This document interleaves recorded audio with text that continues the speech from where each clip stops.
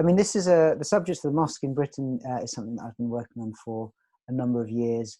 I wrote or have written a book about it called The British Mosque, and that was published by Historic England a couple of years ago. And I work, in my practice, a lot of the work that I do is with Muslim communities designing mosques or extensions to their mosques or adaptations and so on. So aside from sort of other practice work and teaching, a lot of my area of interest has been around the mosque in Britain. The thing that I'm particularly interested in is the way in which the mosque represents, or the role that the mosque plays in the sort of emerging identities of migrant Muslim communities in Britain, and then also sort of the role the mosque plays in diaspora communities in Europe and North America. So the idea of the mosque as a kind of part of the Islamic diaspora in the Western world. And what I want to talk about tonight is just the relationship, or try to start to explore the relationship between the mosque as architecture and the conception of the identity of sort of nationhood and of the way in which national identities or citizenships or belonging is constructed, and the way that the role that the mosque might play for Muslim communities, and and by extension the way that the role that architecture plays for migrant communities in that process of belonging and sort of inhabiting a place. So I've got, I mean, one of the things I really like about this Architecture Foundation series is that it feels very much like there's a sort of work in progress nature to it. So I've got, notes that I've put together and slides, and I'll start sort of, I'll go through them and can ad lib as we go along. And I hope to, and really just hope to sort of generate questions and thoughts from yourselves. So I shall share my screen. I've got another screen to this side, so I keep looking over here. So the first mosque built in Britain was in Woking in 1889, which you can see here. It wasn't built as a congregational or community place of worship, but rather as a symbol or an expression of the Muslim world as imagined through a European gaze. It was built by a Jewish-Hungarian linguist, Gottlieb Leitner, who spent his working life in India. On retirement, he settled in England and set up his Oriental Institute in Woking, of which the mosque was a part. It was very much in keeping with a fashion for the exotic in architecture, art, and literature through the 19th century. Contemporary with Woking was a mosque established in Liverpool in 1889. This was made from the adaptation of a terraced house. It was initiated and started by an English convert to Islam, William Quilliam. He was a local lawyer, and he converted to Islam while traveling in Morocco. And on his return to Britain, he opened a mosque. His congregation was made up of English converts who came to Islam through Quilliam's preaching. In the interior design of the mosque, he started to introduce influences of North African Islamic architecture. And you can see that in that shot of the interior of the mosque there, that one photograph of the interior, where he started to blend sort of the influences from his travels in Morocco with this kind of very sort of into this very English house. The next mosque came in 1925 in the London suburb of Southfields, built by a small Muslim community from India. Here, the language of the mosque is influenced by the contemporary architecture of European interwar modernism. The decoration displayed in Woking, and to a certain extent in the interior of Liverpool, has been stripped away, and this building is now much plainer and simpler. There are hints of Art Deco, and the dome is very reminiscent of how Edwin Lutyens was designing in India at the time, by fusing classical and Indian Mughal architecture. The application of these global influences begins to be seen in this small mosque in London. So you start to see the shift through these three first early mosques in the way in which the style starts to change, going from that kind of high Victorian Orientalism into this much more, slightly more kind of sedate and refined, if you like, style here. And now, the earliest settled Muslim communities in Britain were found in port towns, Cardiff, Liverpool, South Shields, and East London. Sailors or Lascars from Yemen, Bengal and Somalia, working on the imperial shipping routes, were settling in the areas around the docks. Cardiff Butte Town or Tiger Bay became one of the earliest multicultural communities in Britain. Consequently, this is where some of the country's earliest mosques were built, and this is one photograph of one of the first mosques built in Cardiff in the Tiger Bay area. And I'm not going to go into the mosques in the sort of Cardiff story now, but really that was just a very quick sort of overview of a kind of 50-year period of mosque building in Britain up to World War II. Because what happened really is that essentially there's two key stages to the architecture of the mosque in this country, which is essentially pre and post 1947, this year marking the end of British rule and the subsequent violent partition of India. Pre-1947, there were a handful of mosques. Then after partition came large-scale Commonwealth migration into Britain and the proliferation of mosque building across the country. And you can see that graph there, which is sort of statistics which were brought together in 2000, looking at the growth of what was being called by the academics who did that the new landscape of religious landscape of England and Wales, and gives an idea of the kind of trajectory of sort of religious buildings from South Asia or from South Asian communities. The 1962 Commonwealth Immigrations Act restricted migration from the Commonwealth into Britain, accelerating the settlement of Muslim communities in Britain. The Act effectively closed the door. It meant that people who were already here had to take a decision, do they stay or go back? For those who have already started to build a life here, it would have made sense to stay. And if your family was in India or Pakistan, then you would bring them over to join you. It was therefore after 1962 that Muslim families started to come and settle. And so it's from that time really that communities started to emerge as large settled communities and grow. This larger scale migration led to the emergence of familial structures. And also ethnic separation within Muslim communities started to occur because families were coming from specific towns and villages and recreating the social structure of those towns and villages in different parts of Britain. Alongside this, a re-emergence of revival religious thinking began with the birth of a new generation as families grew and children were born. People began to feel it was important to prevent their children from losing the cultural heritage and religion of the family. And this is just one of the maps that I had produced at the time of the book, which showing mosque locations. This is in the kind of Midlands area. And the red on the map is the levels of social deprivation. And what it shows really is that the inner city areas are where you have the higher levels of social deprivation. And that's the areas where Muslims were settling in because they were coming to work largely in industries. And those are the locations where mosques were placed because the mosques had to respond quite specifically to the communities in which they were being placed. And also the mosques which were very much social sort of grassroots community endeavours. So they were built very much by the communities that were establishing them. And so this is the context within which the mosques started to emerge. The mosques were highly localized and grassroots community endeavours established by the newly arrived migrant Muslims. They were self-organized, funded and created by them. The communities were generally organized along ethnic lines, those who had migrated from the same village, region and country, forming social and religious bonds and networks and establishing these in British towns and cities. And I sort of identified three types of mosques that were created through in this post-war period, and they were largely through the adaptation of existing buildings, either domestic houses which became mosques, or other types of buildings that were converted and adapted to create religious architecture. The vast majority of these post-war mosques were made through the adaptation of religious buildings, and that the chart shows that. And I had estimated that by 2012, some 16% of mosques in the country were purpose-built, which you can see on that diagram. The rest were adaptations of existing buildings. The adaptation was the most cost-effective and quickest way of creating new mosques. As mosques have little theological requirement, most buildings could easily be converted.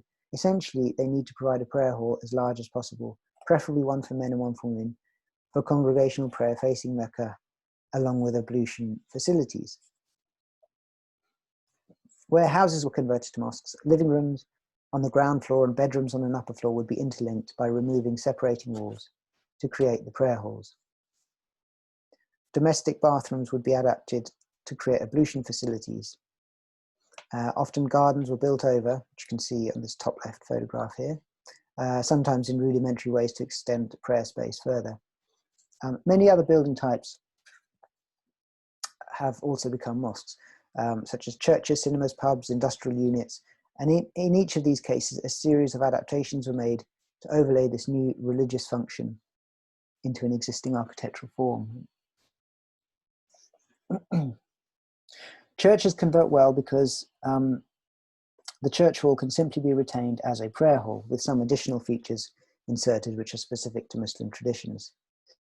The adaptations of buildings to create mosques was usually a gradual process carried out iteratively by the resident Muslim community as funding allowed, and to meet the needs of the growing community. Buildings were altered, enlarged, and resignified, usually with traditional Islamic architectural motifs, often over decades. This is actually a photograph of a sort of a domestic bathroom that has been converted to create ablution facilities. This has gone on to ablution facilities for a mosque. So it shows how the kind of domestic becomes the religious. By the second half of the 20th century, or as the 20th century progressed, the Muslim population in Britain grew and diversified. The early South Asian migrants were joined by migrants from Africa, the Middle East, the Balkans, and a host of other places. By the end of the century, Britain had become the most diverse Muslim population in the world, with practically every denomination represented. Mosques continued to proliferate, and from the 1970s, purpose-built mosques started emerging, becoming more prevalent across the country in the 1980s and 90s. These early mosques generally evolved from adapted buildings and were designed by their users. In their design, they combined references from historic Islamic architecture with local and vernacular elements. So domes, arches, and minarets were assembled with pitch tiles, roofs, domestic brickwork, and gables. This ad hoc assemblage of architectural references was common practice in new built and adapted buildings. It was how these emerging Muslim communities were exploring and articulating their identities to themselves and to the outside world that they were now living alongside. The post-war adapted mosque, therefore, is a very specific moment in the history of British Islam. It's the first phase of Muslim religious infrastructure in this country. It has been established mostly by first-generation migrants from South Asia, whose migration is itself a consequence of the decolonial process, and whose architecture, therefore, is a consequence of this political history.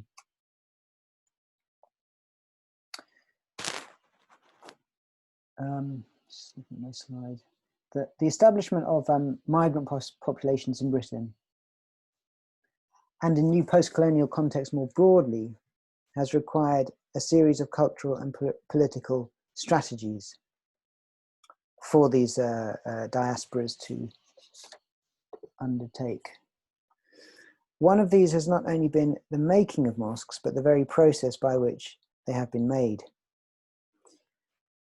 The anthropologist Oscar Verkuyk, who's based in Amsterdam, observes that the negotiated and iterative process through which the mosque has been made is the very process that is required for the creation of community. That it is through the very discussions, arguments, and negotiations about layouts, functions, style, that a group of people become aware of themselves as a collective, religiously and ethnically bounded community, what we might call a Muslim community. The mosque, or rather the making of the mosque, is a fundamental vehicle through which that group is formed. So what he's really talking about is the fact that as most of these mosques are made by the communities in a kind of iterative, self-built process, without using professional designers and professional sort of procurement methods, that is a way for people to actually re-establish themselves in a new place, in a new context. And the act of building is very much an integral part of the act of becoming as a group of people. And the building then plays a central role in the articulation of the emerging identity of that community. So that's to say that it's not as if a community is pre-existing and then they build a building, but the building of the building is part of the act of becoming. Self-building then is more than simply a means to an end, something to resort to because funds are not available to hire professional designers and undertake industry standard procurement methods. Instead, in these terms, or thought about this way, self-building is a means of exploring and articulating who you are. It is also a critique of dominant, hegemonic, economic and cultural orders. The anarchist architect Colin Ward identified self-building, or what we might call the vernacular, as an alternative tactic which challenged not only the economic order, but also the very idea of authorship. Users designing their own buildings challenges who is in control of architectural meaning and where and how it is made. Is architectural meaning controlled by the expert designer, schooled and tooled in the ways of the academy, where design knowledge is embedded in and passed down through a whole system of social and cultural control, or by the user whose lived experiences, beliefs, taste and aesthetic decisions guide the visual language of this architecture? It is not so much that these mosques or any vernacular or self-built architecture is undesigned, but rather that aesthetic decisions are taking place through a different register than the canons of architectural taste and established academized and institutionalized knowledge. And in this image, for example, you see the way in which this mosque, which has been formed out of the conversion of a former congregational church in Brent, where largely the structure of the existing church remains, and internally it's largely left intact as the central hall is cleared and converted into a prayer hall. And you see the way in which these additions are placed onto the building in order to re-signify it as a space that now of Muslim prayer. And you can also see how these additions, these kind of domes, are really quite a direct and literal reference to the architecture of, in this case, of 17th century North India.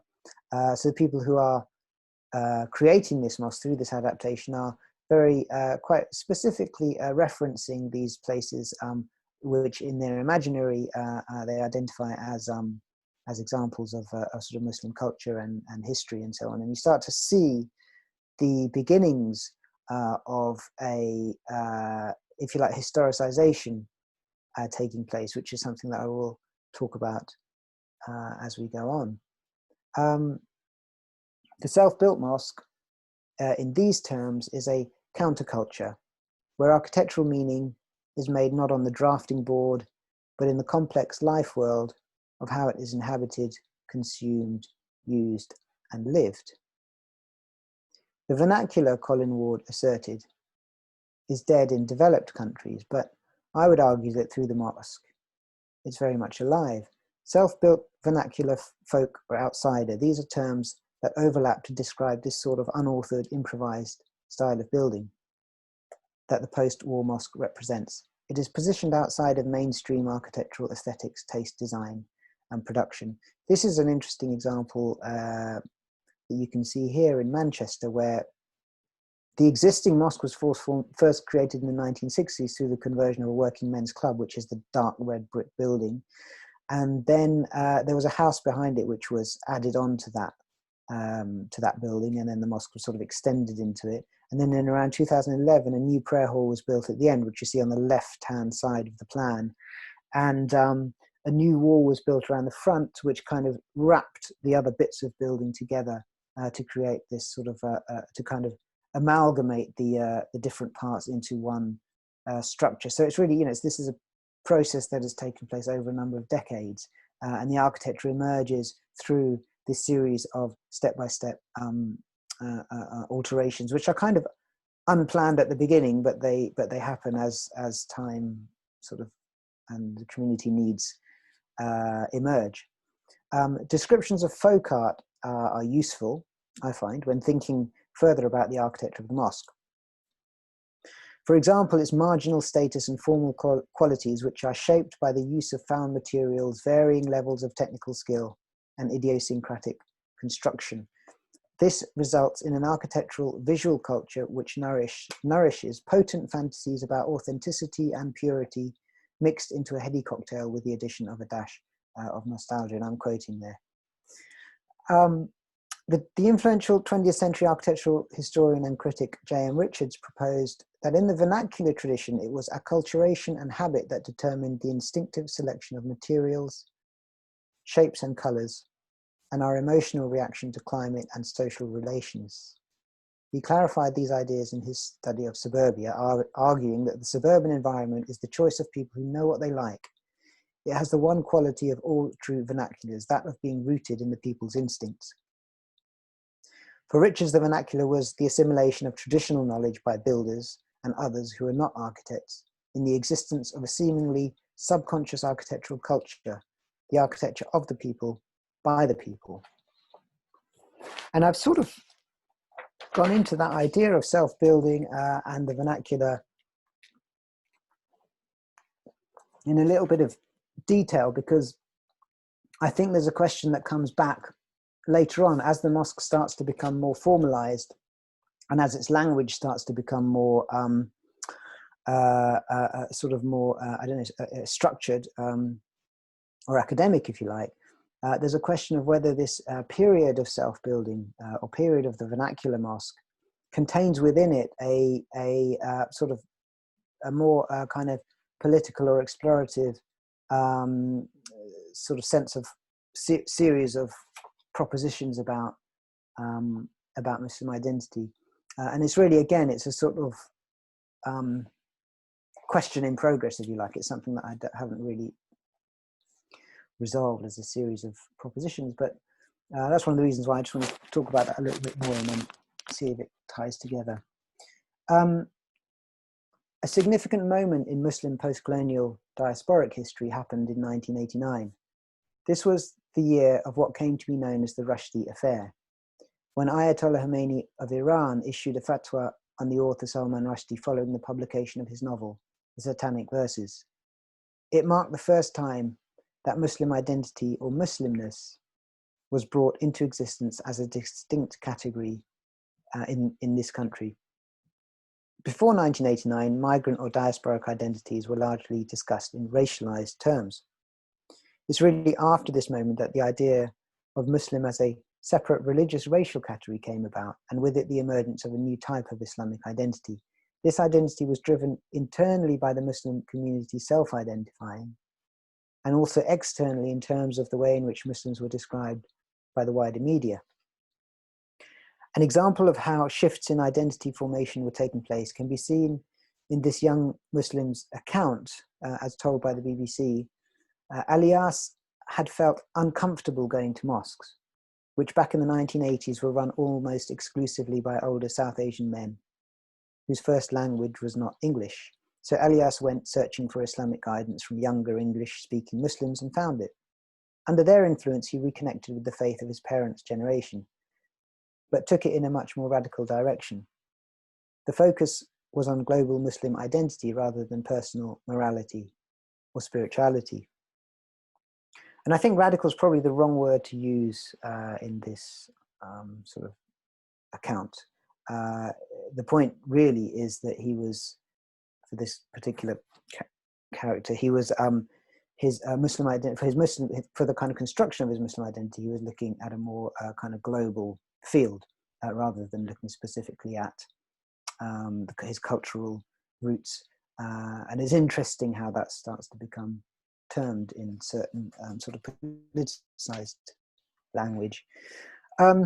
The question for me is, how has this emerging Muslim identity had an impact or influence on the architecture of the mosque?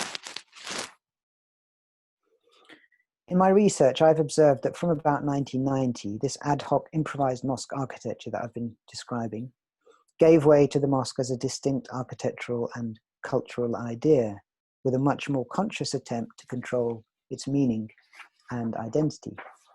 In this period of new build mosques, the combination of local, domestic, and historic Islamic architecture, which was present in the mostly adapted buildings, is no longer there. So that kind of architectural amalgamation and combination of quite different sets of historical cultural references that you would see in the earlier buildings starts to be replaced with this much more sort of singular image. Instead, an Islamic historicist revival in the mosques of Britain is underway. These new build mosques are attempting to be fully authentic Islamic buildings, in whatever way authenticity is understood. There's a confidence here, and certainly a more explicit articulation of a certain type of Muslim identity.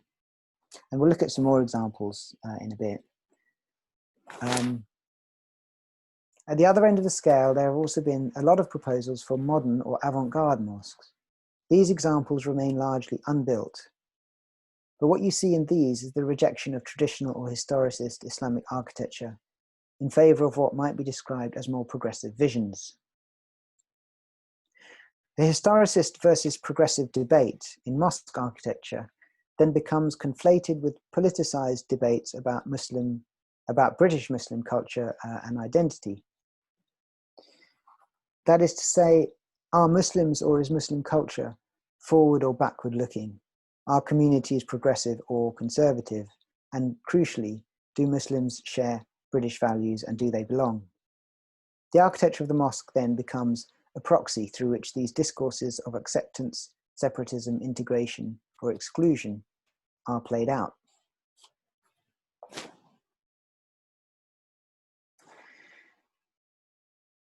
So the next thing that I think about is the language of the mosque. This idea of the language of the mosque between this emerging historicism, so the kind of the mosque as an amalgamated, adapted, self-built, ad hoc, a sort of iterative architecture, into the mosque as a more planned and sort of designed, complete image, this kind of authentically historical image, and then the mosque as a sort of contemporary or avant-garde expression. So within these approaches, who is in control of that image and who is speaking through these different approaches to the architectural language? Now, so the question of the architecture of the mosque and who is speaking through it is one that has vexed me for some time. Is it a continuation of the Orientalist practice of the reductive othering of Muslim life, history, and culture, and the compressing of this into simplistic tropes?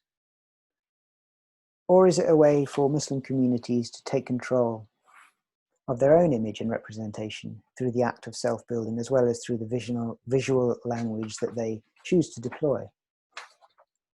And a few years ago, I worked with a mosque in East London to redesign a new purpose-built mosque to replace their temporary structure. Not this one, this is just an example in Leicester. And I was struck by one comment from the mosque chairman in one of our design meetings. And he said to me, "We don't want a multicultural minaret, we want an Islamic minaret." And in one way, these revivalist mosques are an attempt to project a stable Muslim identity that is rooted in a historic past. And what I found interesting about his statement was that very clear distinction that he was making between the idea of the multicultural and the idea of the Islamic. So there was within his statement, which was quite a sort of, sort of pretty straightforward, it seemed like a pretty straightforward thing for him to say.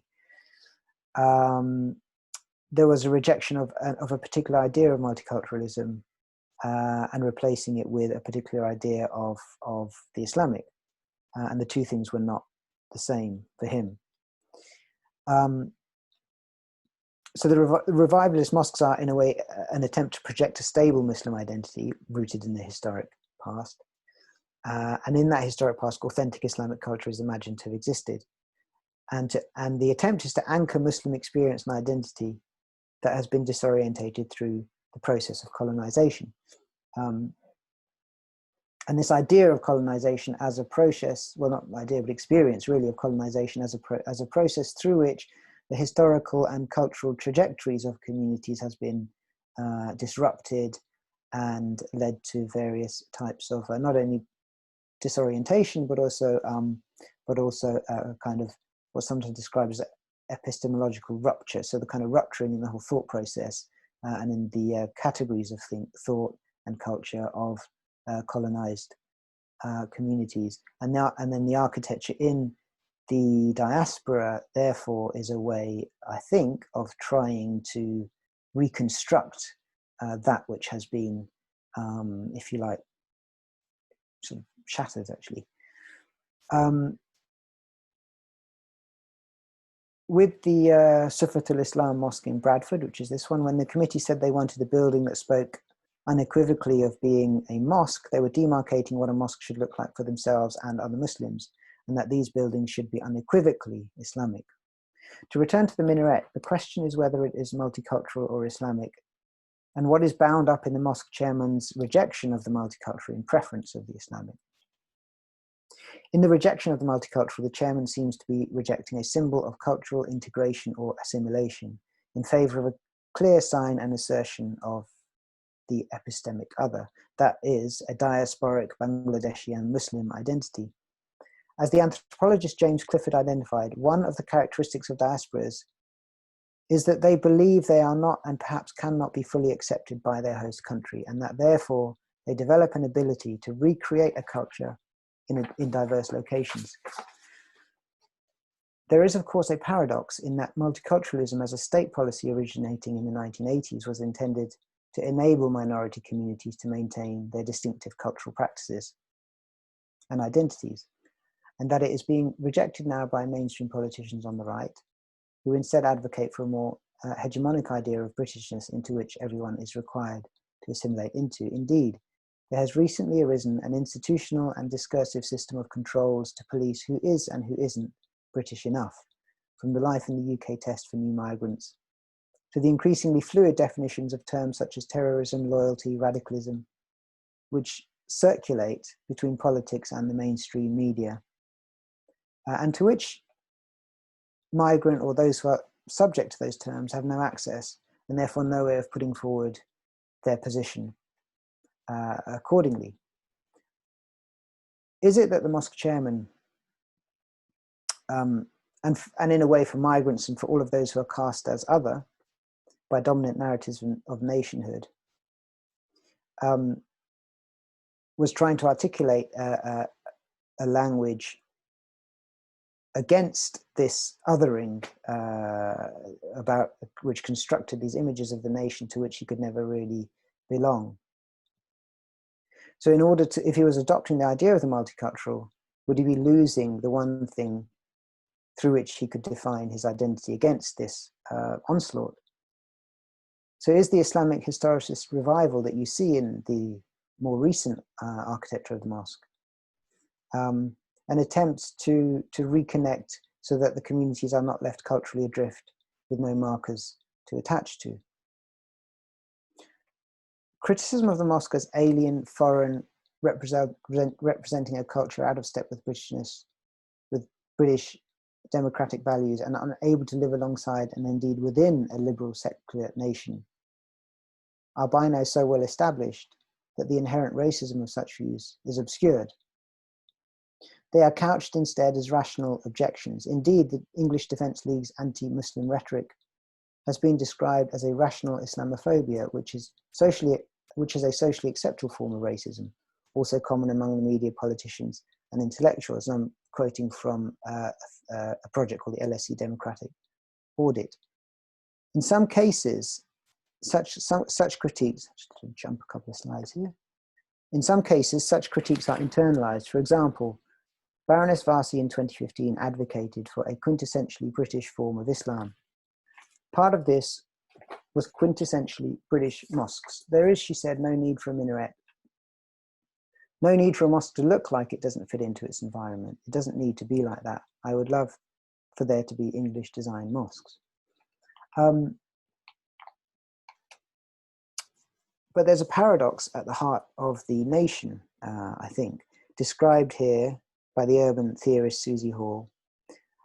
And she describes it in terms that large-scale reliance on abilities and labour from elsewhere has accompanied the process of nation building in modern Western democracies, be it through the different projects of slavery, colonisation or urbanisation, the management of degrees of citizenship, through the management of degrees of citizenship, the outsider remained conditional. prescribing the conditions of work while curtailing the prospects of belonging. So what she's describing essentially is that whilst modern Western democracies and the concept of the nation of modern Western democracies has been built on a reliance on labour from elsewhere, initially through colonization and slavery, and then more recently through inward migration, the nation always continues to work to kind of maintain that migrant identities as at a distance, or as continuously othered. And really, I come back to this last slide, which is the idea, this question of Orientalism, which is one which sort of runs through my thinking around the way in which sort of mosque architecture evolves and has been developing through the sort of late 20th century. And one of the questions that comes to my mind is this idea of who is in control, or who through the mosque is representing the kind of identity of Muslim communities in this country. Are Muslim communities in control of their own image, and it's through the mosque that they are articulating a certain type of positioning, as the mosque chairman talked about the Islamic minaret versus the multicultural minaret, and as some of these recent examples show, this much more kind of historicist revival. Or is it the case that these much more kind of historicist mosques are a process of are sort of internalizing the image of Muslim culture and community that has been developed through the colonial period and through this cultural practice of Orientalism, which was, I won't go into it in a huge amount of detail, but for example, this quote here, from the beginning of Western speculation about the Orient, this was Edward Said, the one thing the Orient could not do was to represent itself. Evidence of the Orient was credible only after it had passed through and been made firm by the refining fire of the Orientalists' work. So the idea that the ability to self-represent is taken out of your control through as part of the process of coloniality. Now the mosque, as it's been built now in Britain and in other sort of diaspora locations, is it part of the continuation of that process of having this self-representation taken away from you, or is it actually an example of being able to be in control of and to articulate one's own sort of image and identity? And that's really a question that is unanswered for me, and I'm quite interested to know what people might think about that. And I'm going to stop there so that we have got enough time for questions and conversation, hopefully. Thank you, Shahed. I'm just going to stop sharing your screen. Yeah.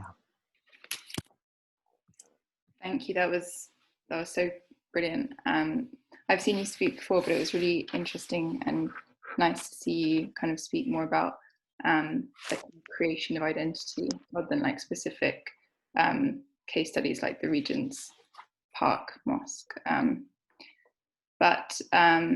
Yeah, so if you do have questions for Shahed, please post them in the chat. I think it would be really nice to open up a discussion. But I guess to start with, I think it's interesting how you touched on the idea of a community controlling its identity through the expression of the kind of different representations of the mosque from the 50s to present day.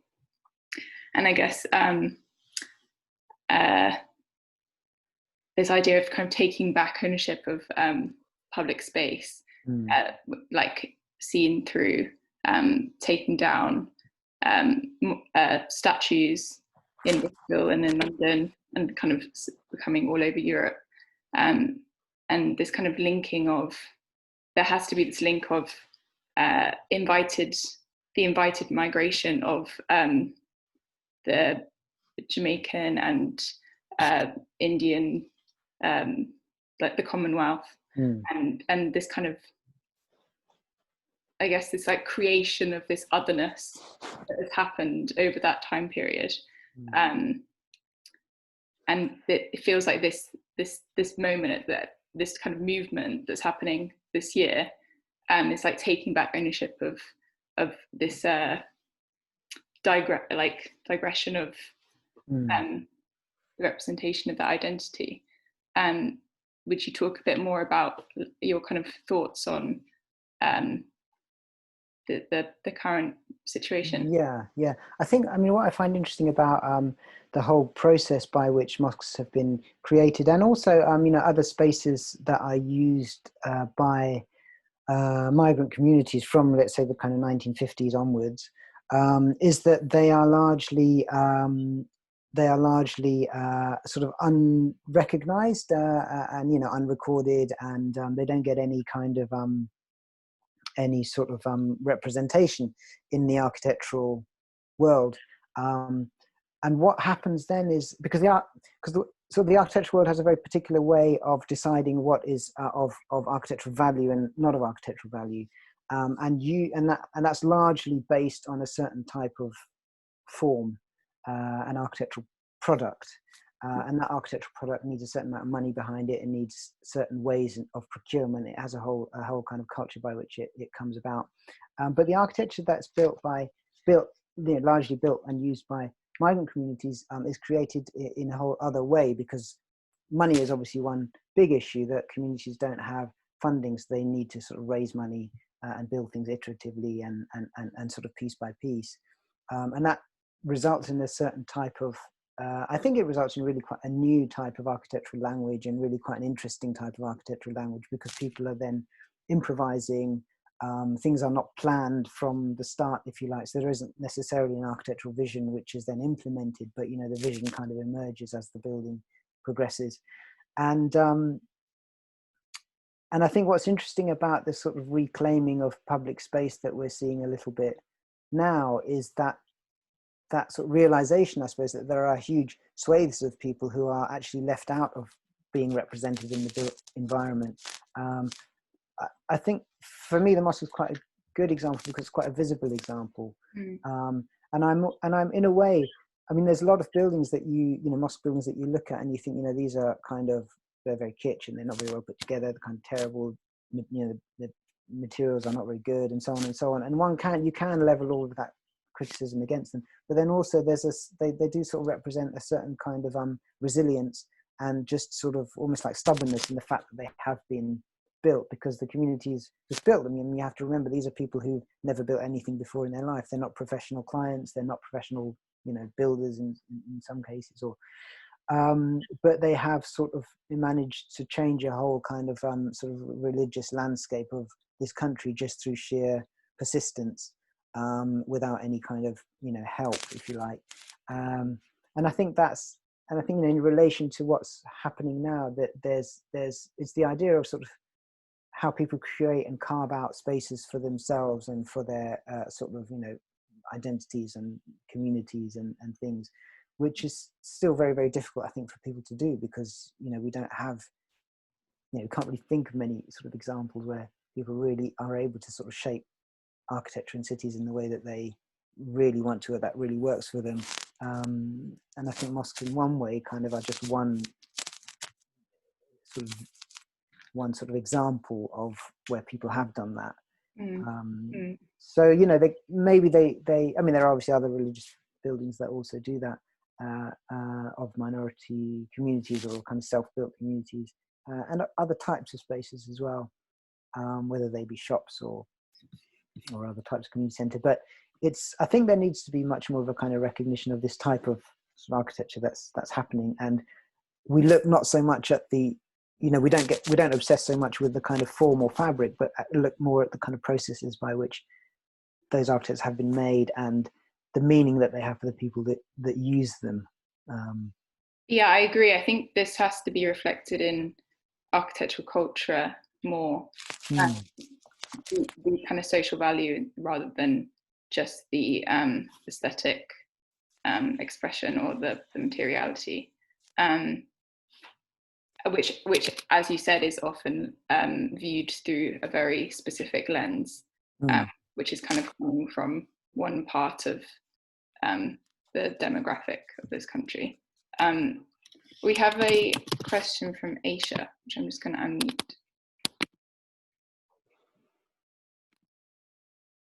Aisha, I'm trying to unmute you. Hello. Hi. Hi. Yeah, I was just wondering. So I did a small project on the architecture of the Cambridge Mosque, and yeah, I found what you said really interesting. And I feel like the Cambridge Mosque fits more into the style of architecture where it's kind of more academic, or more kind of, there's a lot of funding in it and a lot of it's not one of the kind of self-made mosques, and I was just wondering, I found with that mosque, most of the people involved in the construction or the design or process were specifically non-Muslim British or white British converts, which I found didn't represent the demographic, the kind of demographic of Cambridge and its Muslim residents. So basically, sorry, I've waffled, but basically, wondering, can you have a more kind of self-made mosque, or a mosque that maybe is part of the kind of vernacular of a Muslim community, if the people building a kind of more academic mosque are from within that community? Does that make sense? Sorry. Yeah. I mean, I think, you've kind of identified really what is the kind of really interesting, I wouldn't call it paradox, but conundrum, if you like, of Cambridge and of Cambridge Mosque, and what it represents in this history of mosque architecture in this country, because it comes after, let's say, a sort of 15 or 20 years of the increasing formalization of the architecture of the mosque in this country. So one of the images that I showed was of a mosque in Leeds, which was 1996, which was the Bilal Mosque.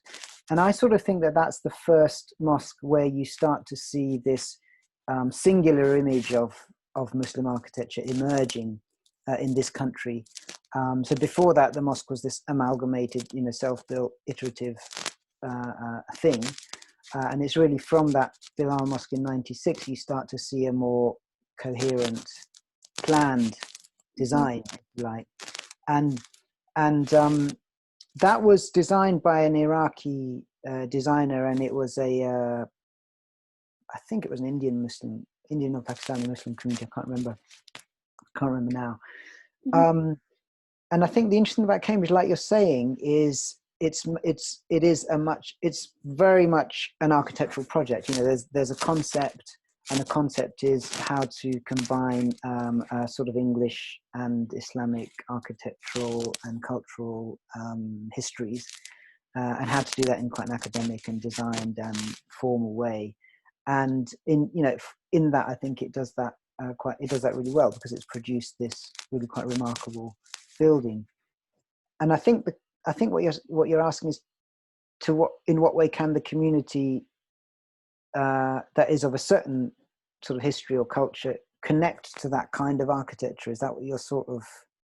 Kind of, yeah. I mean, I think I just found that the majority of the community, it wasn't that they disliked what was created. It wasn't that anybody was kind of really anti it. It was more, it was just such a huge jump from that was before, which was kind of self-made home mosque. So just in that way, yeah. Yeah, I know what you mean. I mean, and I think it's sort of, time will tell, because in a way it's because it's, it required a lot of funding, so it was obviously, there was a lot of sort of connections that the mosque had in order to be able to generate the funding, and I think time will tell as to whether it sort of manages to maintain its presence as a local community mosque, or whether it exists in this kind of more national and actually kind of international sort of positioning. Sure. And I think it is. I think that's just one of the sort of conundrums that mosques are going to have to face as they kind of become more formal is in what way do they retain that sort of connection with their communities that they're sort of coming from. Yeah, I mean, I think you've identified something that's quite pertinent, and we'll have to see, basically. Yeah. Thank you so much for talking about it. That was really interesting. Thank you. Thank you. We've got a question from Michael Badu, who's also touching on the Cambridge Mosque. I will try and unmute you.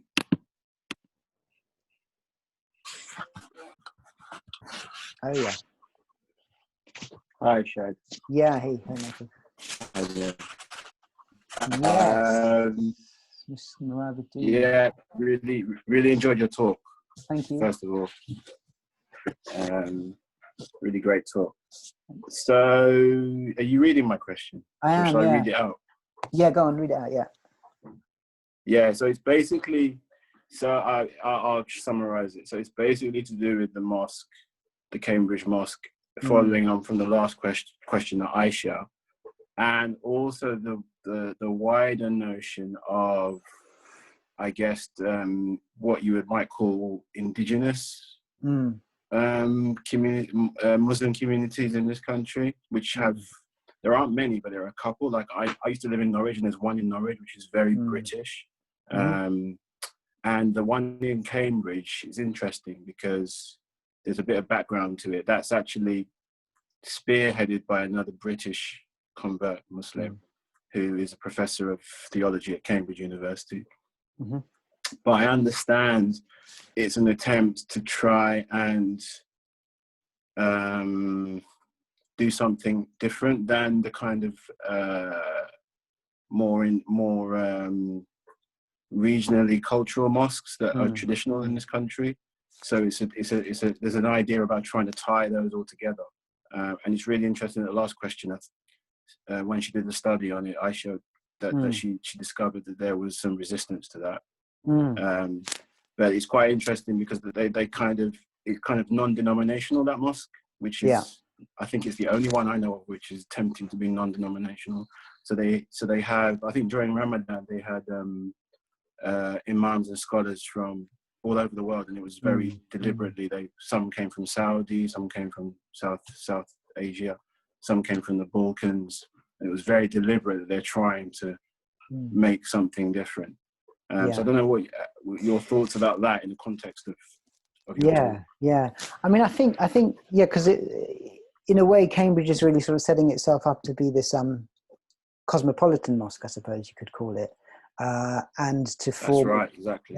And to form a kind of break. And I think, Abdul Hakim Murad, who you're referring to, who's the initiator behind the project, his dad, I don't know whether it's relevant or not, but his dad was Charlie Winter, who was quite a sort of renowned modernist architect. So I think he probably, in a way, he maybe comes from has a certain kind of architectural sensibility. And for him, he's very sort of, in a way, kind of outspoken at the time of the design of the mosque that he wanted to sort of break from kind of other mosques that had been built in this country, which were all of those kind of a bit shabby, a bit unplanned, not really very good examples of architecture, which is the sort of normal architectural critique of the mosque in this country. And for him, it's very much kind of break with that and saying this is this is going to be a sort of properly designed piece of architecture, which in those terms it is.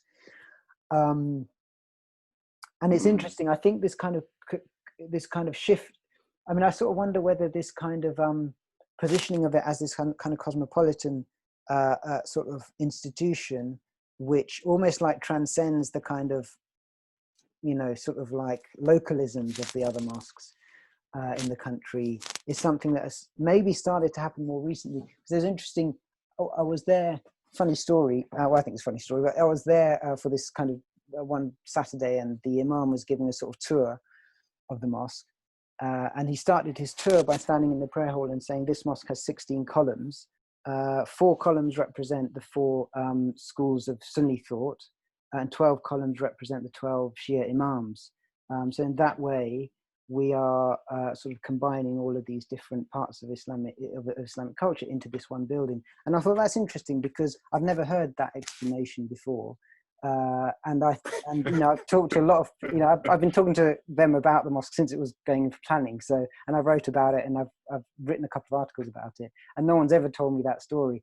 And I thought it's interesting because it's almost as if that story is now it's a new story in order to try and kind of post-rationalize the architecture, the mosque, and to sort of turn it into this symbol of cosmopolitanism. And I think, you know, I mean, I think it's totally fine. I mean, I think if that's what people want to do, that's what people want to do. I don't have a problem with it, but I think it's an interesting, I think it's a very interesting shift in the kind of role and meaning and sort of significance of the mosque in Britain. I think Cambridge is a real marker, I think. I mean, one is Regent's Park Mosque is a kind of marker in the history of the mosque, and I think Cambridge is another one. And you'll see what happens sort of from here. Actually, there was another talk I was thinking of giving, which I haven't put together, but it's in my head, which is between Regent's Park and Cambridge, and the kind of significance of those two buildings in the sort of history of Muslim of those two bookends. But one day do that. The other part of my question was to do with the history of the mosque in general, that it's always been a quite contingent thing. I mean, now it's really funny that well, it's not funny but interesting that probably as a response to colonialism, Muslim communities are now thinking about an idealized Muslim architectural language, which perhaps never really existed in the first place. Yeah, I mean, I think you're right, because you know, what happened up till now in Muslim countries as kind of Islam spread and evolved in different places is that kind of regional languages would develop and emerge, and that's always been the sort of history of Muslim architecture. And that's one of the things that probably you know, Abu Murad and others sort of criticize contemporary diaspora mosques for, is that these are kind of the architecture of nostalgia, or the architecture of kind of like almost like backward lookingness, because they're looking back to this kind of period of time and sort of idealizing a period of time. So again, I think it's a particular kind of response to modernity. But I mean, the interesting thing is in the Muslim world as well, that sort of thing is happening. So, you know, you get these incredibly revivalist buildings being built in the Muslim world itself. Like there's the one in Beirut, which looks like a sort of a replica of the Blue Mosque, which is completely bizarre. But, you know, like, why would you need to do that? Exactly. So it's almost like what's been happening in the diaspora here is maybe either it's part of a bigger sort of global condition of which way to look, sort of thing. I don't know. Well, there's this bigger conversation, isn't there, about the changing fortunes of the Muslim world, and you know, I mean, there used to be the Ottoman Empire, and you know, it was a confident world religion, and now less so, and perhaps it's a reaction to those circumstances. No, exactly. It's sort of like a kind of identity crisis of some sort. All right. Thanks. Cool. There's another question there I can see from Alicia. There's two more questions. From Martina. I'm going to try and unmute you.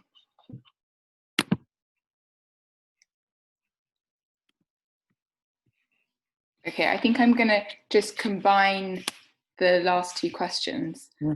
But one of them from Martina is about, I can unmute her, but it's about, can you speak of the contemporary design of mosques, ones which are perhaps stripped of certain elements, and the struggles within communities to identify with them? The attachment communities have with traditional designs seems so strong that any progression doesn't seem to be accepted. And then Alicia's question is about the Hackney Road Mosque, which obviously ties in quite nicely. Maybe you could say a bit about how the community identifies with the kind of more stripped back aesthetic. The questions go together quite nicely. But that the issue of this community attachment, or kind of people's attachment to certain symbols and you know, quite clearly identifiable, if you like, literal symbols of historic Muslim culture, is certainly something that I don't know, in a way. On the one hand, I suppose from a kind of designer's point of view, it's or from the way in which we're taught as designers, it's kind of frustrating because it's quite, you know, it's a sort of historicist approach. It's quite a literalist approach. But on the other hand, there's part of me that sort of thinks, but it is a real emotional thing that people have. So in some way, how do we respond to that as designers? So rather than basically saying to people, well, you know, you shouldn't actually be interested in domes and minarets and arches and calligraphy because it's all just old-fashioned, you know, you need to sort of modernize. So rather than taking that approach, how do we sort of incorporate those desires into a sort of contemporary or into a sort of an architecture which is bit more complex, which I think is what I sort of try to do myself in the buildings that I do for Muslim communities. And I suppose that's where kind of Alicia's question is quite useful, because I mean, with the Hackney Road Mosque, what I was trying to do is, on the one hand, incorporate elements which were quite easily identifiable, but treat them in a way which gave them a certain ambiguity, so they could be read differently, or they could be read as sort of parts of mosque architecture. So the idea is that the building has a sort of kind of plurality of readings.